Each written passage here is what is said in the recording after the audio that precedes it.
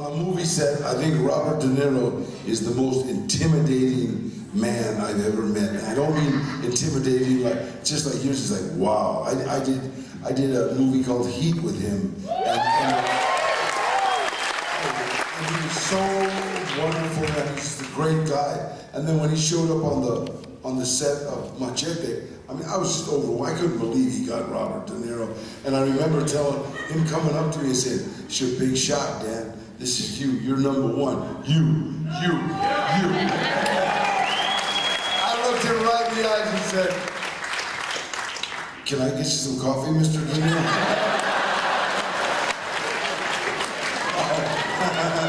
Danny is literally like that. People said, "What's Danny like on the set? Was he, you know, a big diva because he was a star?" I said, "No, he was actually, the days he wasn't shooting, remember it was freaking hot, he'd be there serving everybody Gatorade. He'd be there in his shorts and, hey, who wants Gatorade?"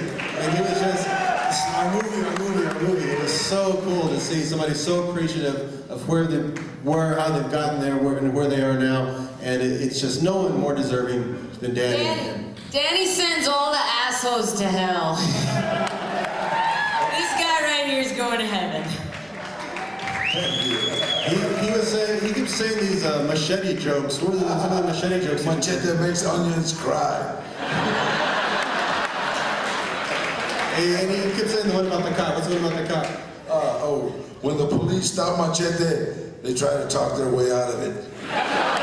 Well, we just got back from Venice, Italy today, and we missed our plane in Houston, so we just hightailed it down and we rented a car at the last second, drove through here, and I'll introduce this guy in a second, was driving because I was having to write some stuff, and he was speeding. He was weaving in and out of traffic going 85 in a 60-mile zone. I didn't know that. I would have told him to slow down, but he's an overachiever. And a cop was behind him the whole time while he was weaving in and out of traffic, and he pulled us over and he said, "Since when do they post 80 miles an hour? It's not the speed limit around here." And then I didn't want to pull any rank of any sort by saying Machete was in the car, but this guy Aaron said, "This is Robert Rodriguez, he's a movie director, and we've got Machete right here in the back. We're on our way to a premiere, and we missed the plane, we're really going to get there fast." And he looked in the back and saw Danny, and his face kind of changed, and he went, "Well, pull your head out of the window and don't do it again, here you go." He did. He talked his way out of it.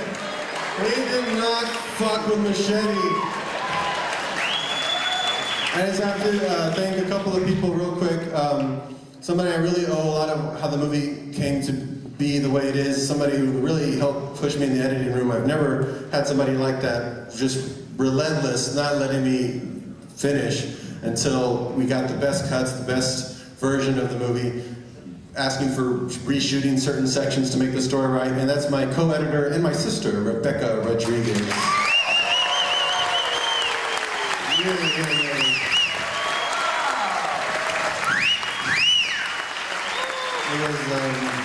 Thank you so much. I've never had that kind of help before. I wish we could go back retroactively and help re-edit all my other movies. Two people who, because there is a Hollywood element to this, mostly made in Texas, but there was one little section about the financing that came from Hollywood, and for that, these people get fucked. So they have no credit in the movie whatsoever because of some BS that belongs only in the world of Hollywood. But they were on the set every day, they were the producers on the movie, and it's Aaron Kaufman, the speed driver from today, Aaron Kaufman and Ileana Nikolic. Please stand up. This is the only time they will ever be acknowledged as being a part of Machete because of nonsense. So let me give them that. Would you call this movie Mexploitation? Mexploitation. Okay, we're going to hold that. I'm not sure if we're going to answer that. We're going to go here in the front row, opposite end of the theater.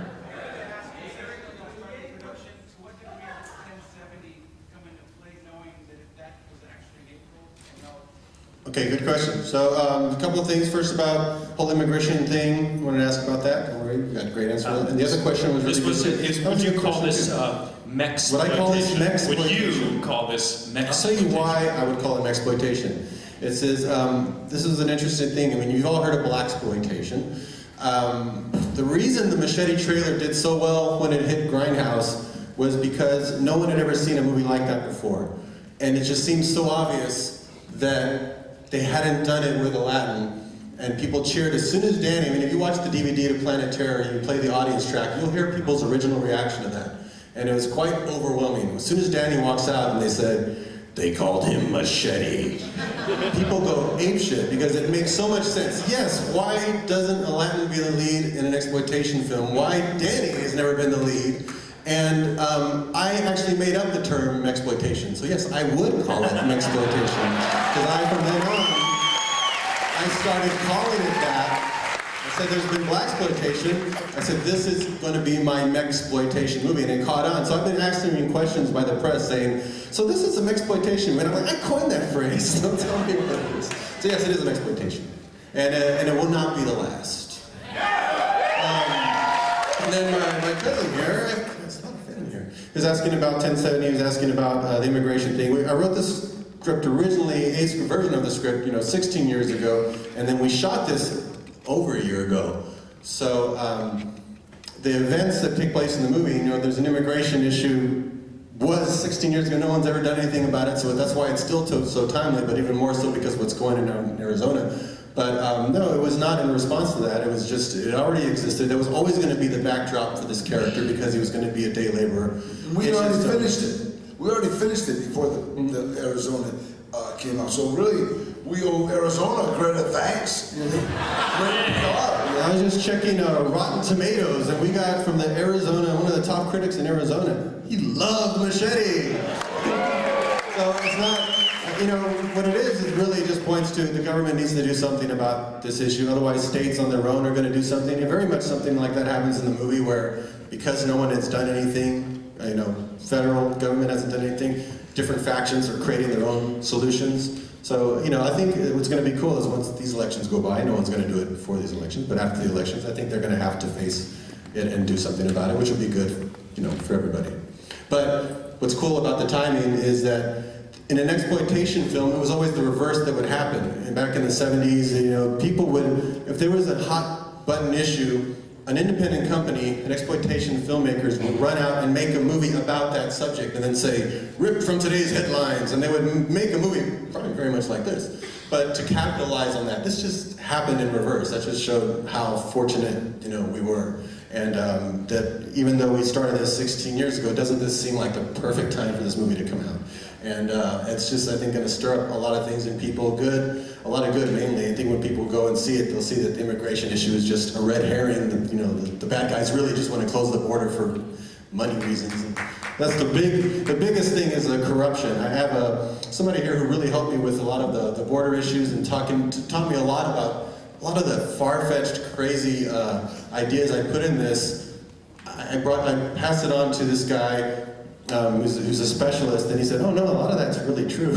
So a lot of this, as imaginative and out there as it is, Mr. Fred Burton can tell you. Where's Fred? Stand up, Fred. Is Fred still here? There he is, Fred Burton. He works with the CIA. He does all kinds of stuff. He's a very smart man.